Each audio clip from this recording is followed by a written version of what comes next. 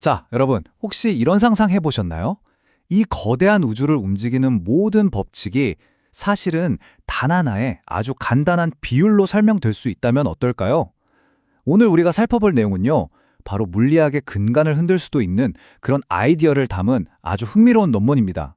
바로 이 질문으로 한번 시작해 볼게요. 만약에 우리 우주를 만드는 레시피에 재료가 너무 많다면 어떨까요? 지금 현대 물리학이 처한 상황이 딱 이렇거든요. 뭐 기본 법칙이다, 기본 개념이다 해서 너무 많은 걸 가정하다 보니까 어쩌면 우리가 우주의 진짜 본질, 그 진짜 맛을 놓치고 있는 건 아닐까 하는 거죠. 우리 우주에는요, 크게 4명의 거인이 살고 있어요. 바로 중력, 전자기력, 그리고 원자핵을 꽉 잡고 있는 강한 핵력이랑 약한 핵력. 근데 문제는 뭐냐면요, 이 4거인이 서로 말이 안 통한다는 거예요. 각자 다른 언어를 쓰는 거죠. 특히 중력은 뭐 시공간이라는 거대한 천을 휘게 만드는 방식으로 작동하는데, 나머지 셋은 입자라는 작은 공을 서로 주고받으면서 힘을 전달하거든요. 완전히 방식이 다르죠? 그래서 이들을 어떻게든 하나의 가족으로 묶어보려는 게 거의 100년 동안 물리학자들의 가장 큰 숙제였던 겁니다. 그런데 말이죠. 문제가 단지 이 4가지 힘에서 그치는 게 아니에요. 사실 진짜 문제는 더 근본적인 데 있습니다. 우리가 너무나 당연하게 생각해왔던 그 레시피의 기본 재료들 있잖아요. 예를 들면 질량, 시간, 거리 같은 것들. 이게 정말로 기본 재료가 맞을까 하는 의문인 거죠. 어쩌면 우리 물리학의 레시피북이 사실은 없어도 되는 재료들로 너무 복잡하게만 쓰여 있었던 건 아닐까요?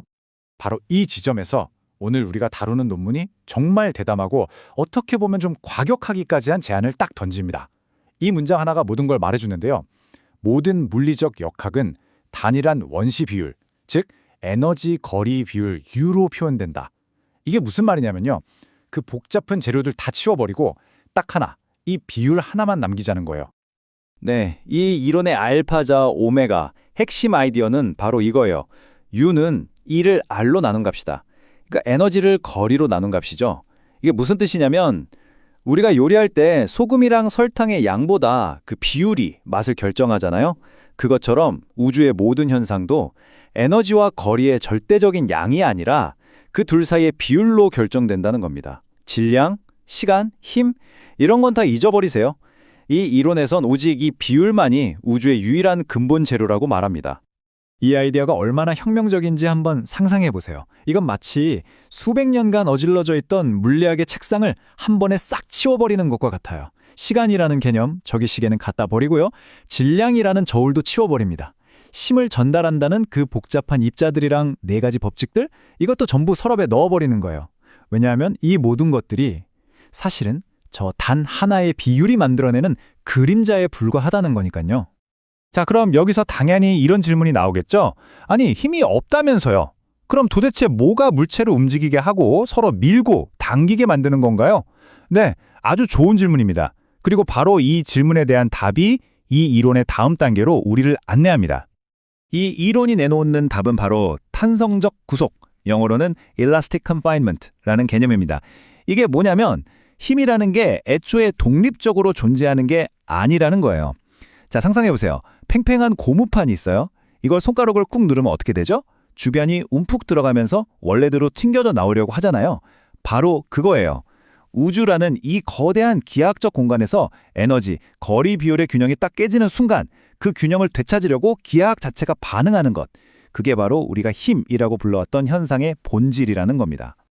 자, 드디어 이 이론의 심장부로 들어왔습니다. 바로 이 S자 모양의 곡선인데요. 복잡해 보이지만 사실 아주 간단합니다. 보세요.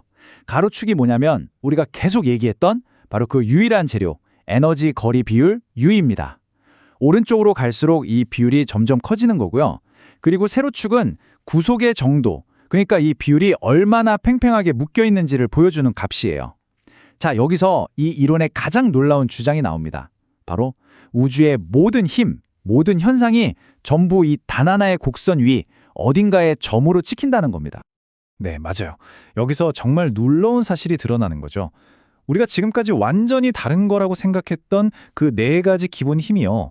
사실은 별개의 존재가 아니었다는 겁니다. 그냥 이 S자 곡선이라는 하나의 길 위에 있는 서로 다른 정류장 같은 거였다는 거죠. 이게 바로 이 이론의 핵심 중의 핵심입니다. 자, 그럼 이 곡선을 따라서 여행을 한번 떠나보죠. 먼저 맨 아래 거의 평평하게 시작하는 이 지점, 여기가 바로 중력의 영역입니다. 보시다시피 거의 구속되지 않은 아주 느슨하고 이완된 상태예요.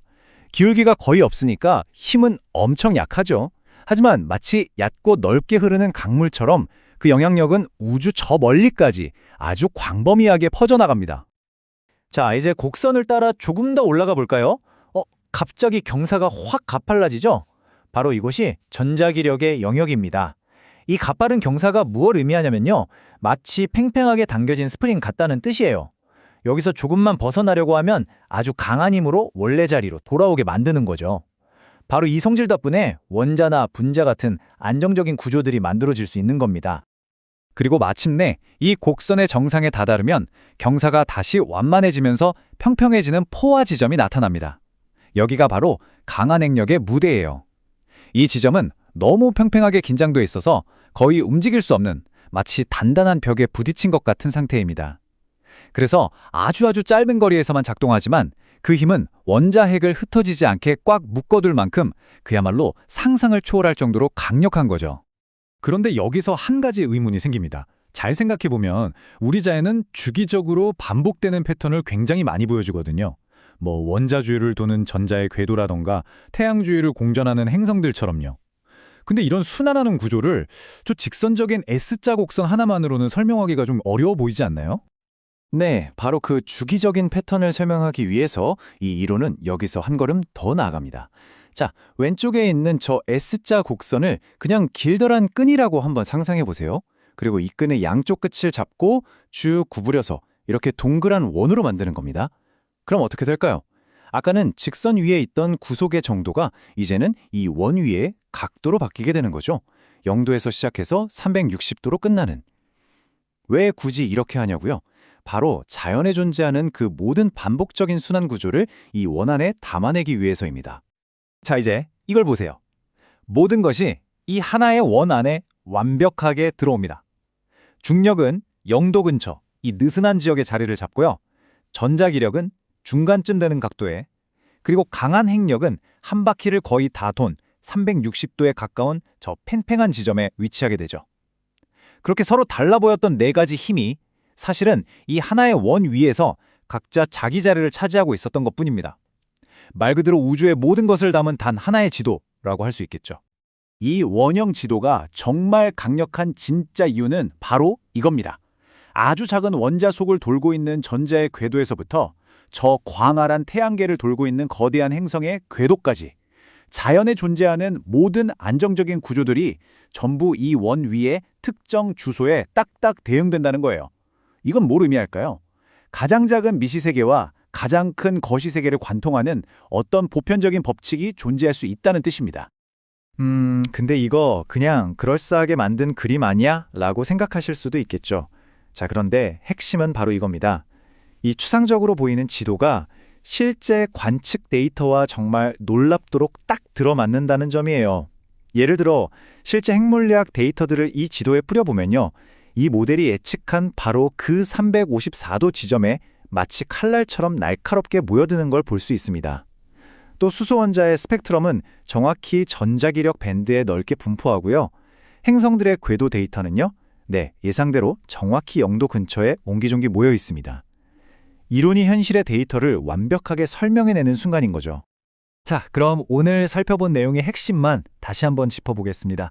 첫째, 어쩌면 물리학의 가장 근본적인 재료는 딱 하나, 바로 에너지와 거리의 비율일지도 모른다는 것.